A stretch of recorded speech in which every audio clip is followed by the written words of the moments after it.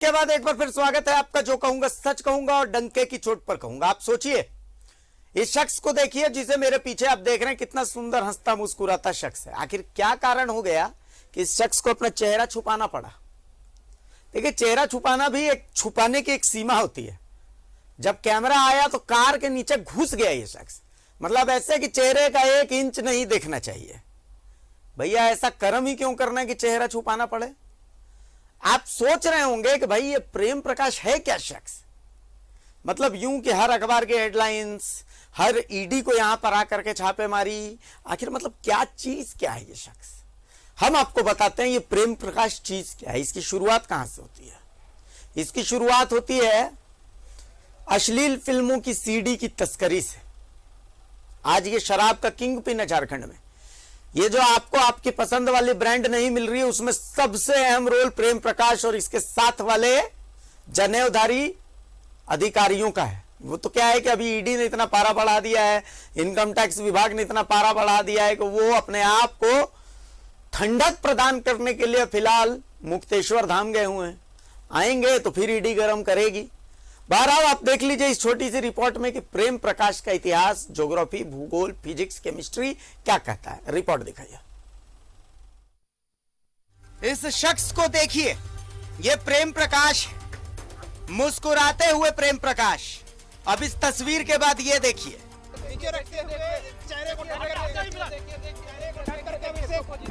मुंह छिपाते हुए प्रेम प्रकाश।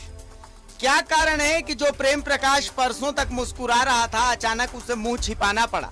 इसे समझने के लिए पहले समझ लीजिए प्रेम प्रकाश है कौन। प्रेम प्रकाश झारखंड का सबसे बड़ा दलाल है। अधिकारियों को शराब, शबाब और कबाब सब का जिम्मा प्रेम प्रकाश का है। प्रेम प्रकाश के यहां तक पहुंचने की कहानी भी बड़ी दिलचस्प है।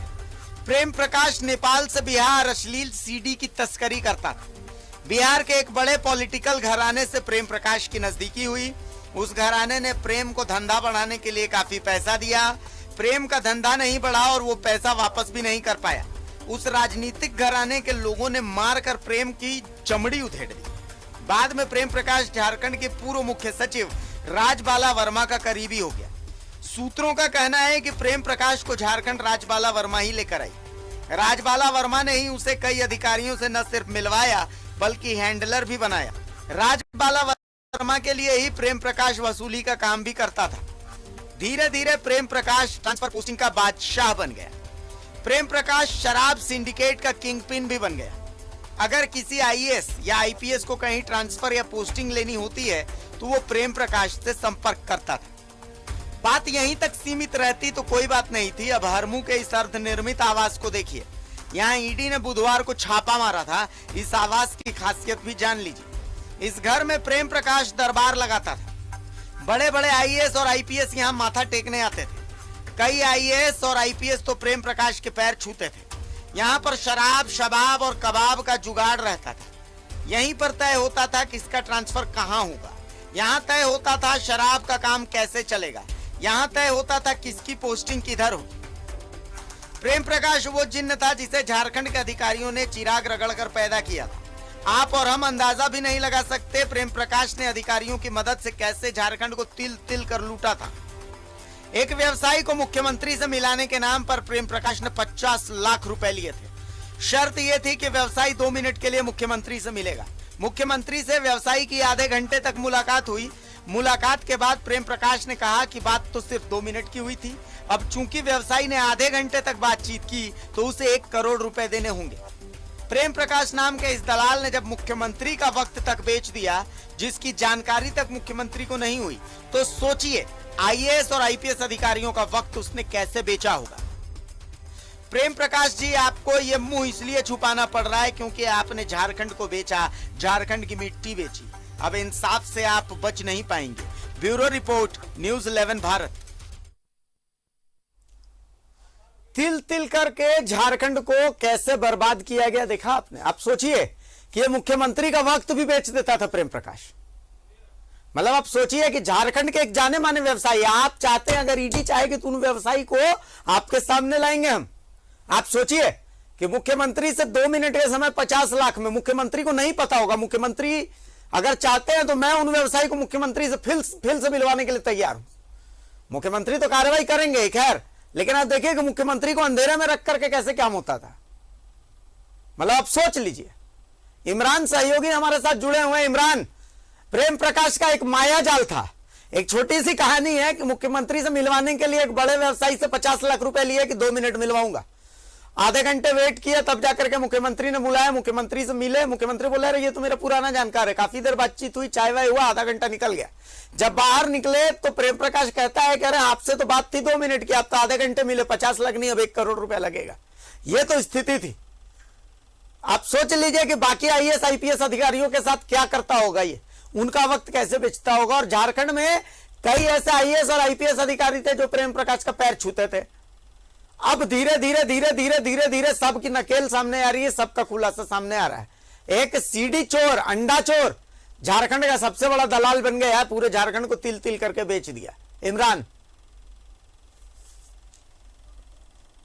देखिए बिल्कुल अभिषेक, जिस तरह से प्रेम प्रकाश की जो इतिहास है उस इतिहास के पन्नों पर कई नाम दर्ज हैं, जिसके वजह से आज जो प्रेम प्रकाश जो है ईडी के रडार में था। ऐसे में ईडी लगातार प्रेम प्रकाश को तलाश कर रहा था। कल प्रेम प्रकाश ईडी के हत्थे चढ़ा और जिस तरह से उनसे कड़ी पूछताछ की गई, कल देर रात तक प्रेम प्रकाश को ईडी अपने साथ रख करके उनसे लगातार पूछताछ की जा रही थी। तो कहीं न कहीं वो तमाम नाम जो प्रेम प्रकाश से जुड़े हैं उन तमाम नामों पर चर्चा की गई। आज दिन भर भी ईडी के कार्यालय के बाहर कई लोग दिखाई दिए, जिसमें प्रेम प्रकाश जिस मकान पर जो किराए पर कार्यालय खोल रखा था, ऐसे में उसी मकान के मालिक यूके झा भी आज ईडी कार्यालय पहुंचे। उनसे भी कई सवाल जवाब तलब किए गए, जिसमें सबसे प्रमुख बात यह थी कि ईडी आज जानना चाह रहा था कि आखिर उस भवन पे जिस जगह पर एनजीओ के नाम पर संचालन किया जा रहा था और कार्यालय खोलकर प्रेम प्रकाश की मंडली जमती थी, उन जगहों पर कौन कौन से लोग आते थे।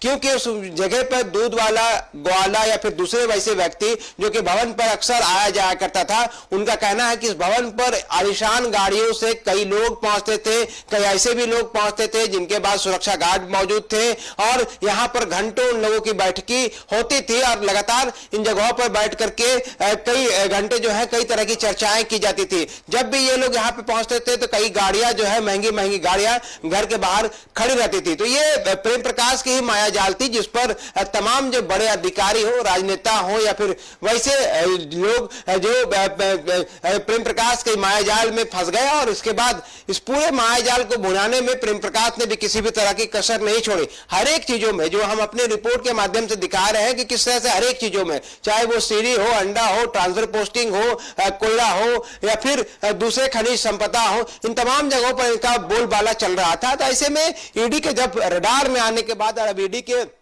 रडार में रहने के बाद कहीं ना कहीं बात की को लेकर के जाहिर की जा रही कि आने वाले दिनों में कई बड़े नाम का खुलासा हो सकता है। आज जो जानकारी मिल रही है कि राज्य के एक बड़े आईएएस अधिकारी जो हैं उनके अकाउंट के ट्रांजैक्शन जो हैं वो देखे जा रहे हैं, उनके ट्रांजैक्शन की जांच की जा रही है और कई जानकारियां जो हैं वो ईडी को मिली है। तो ऐसे में समझना होगा कि पिछले दिनों अशोकनगर में भी छापेमारी हुई थी और उसके बाद प्रेम प्रकाश से पूछताछ के दौरान ये ट्रांजैक्शन की जानकारियां आ रही है। उसके बाद जो खनन विभाग के पदाधिकारियों को बुलाया गया है।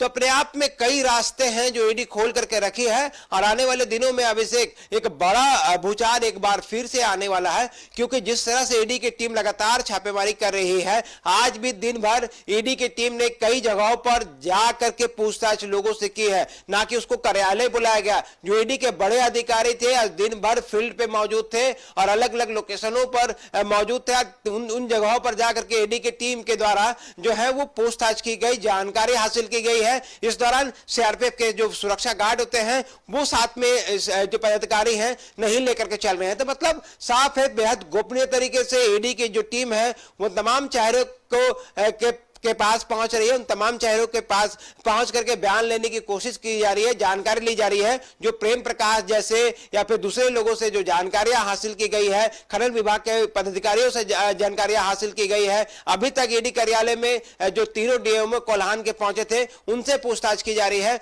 उन पूछताछ के आधार पर कई नाम सामने आए, कई बैंक अकाउंट्स के डिटेल सामने आ रहे हैं। तो ऐसे में आने वाले दिनों में एक बड़े आईएएस अधिकारी पर गाज गिर सकता है, सम्मन भेजे जा सकते हैं, उनसे पूछताछ जांच की जा सकती है, उसके लिए ईडी के जो मुंबई और दिल्ली से जो पदाधिकारी हैं वो रांची पहुंच सकते हैं। इन सारी तैयारियां जो है बिल्कुल चल रही है। ये 26 मई है और ऐसे में आने वाले दिनों में उम्मीद है कि जो हलचलें हैं वो और बढ़ेगी अभिषेक, और कई नए नाम इस पूरे मामले में जुड़ेंगे। लेकिन जिस तरह से प्रेम प्रकाश के जाल में कई लोग फंसे हैं और इस जाल की वजह से जो चर्चा लगातार ट्विटर से लेकर हर एक जगहों पर प्रेम प्रकाश के थे, इनकी चर्चाएं जो हैं अब आम हो गई है और हर कोई यह जानना चाहता है कि आगे प्रेम प्रकाश जो व्यक्ति का नाम है, उसके करतूत जो है, जिनकी फहरिस्त काफी लंबी है, उसे जानने के लिए हर एक लोग बेचैन है। लेकिन आज भी जो प्रेम प्रकाश है वो लगातार ईडी के साथ संपर्क में है और सारी जानकारियां जो हैं वो उगलने की बात सामने आ रही है। तो उम्मीद है कि आने वाले दिनों में कई चीजें देखने को मिल सकती है जमीनी स्तर पर।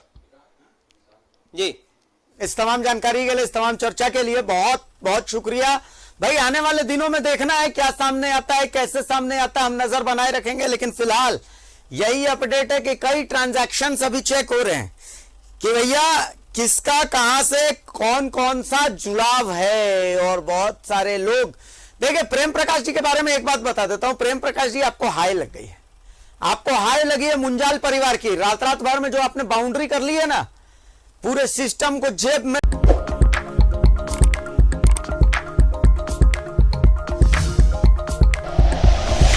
Like and share videos, subscribe करें हमारा चैनल और प्रेस करें बेल आइकॉन। न्यूज़ 11 भारत, सच है तो दिखेगा।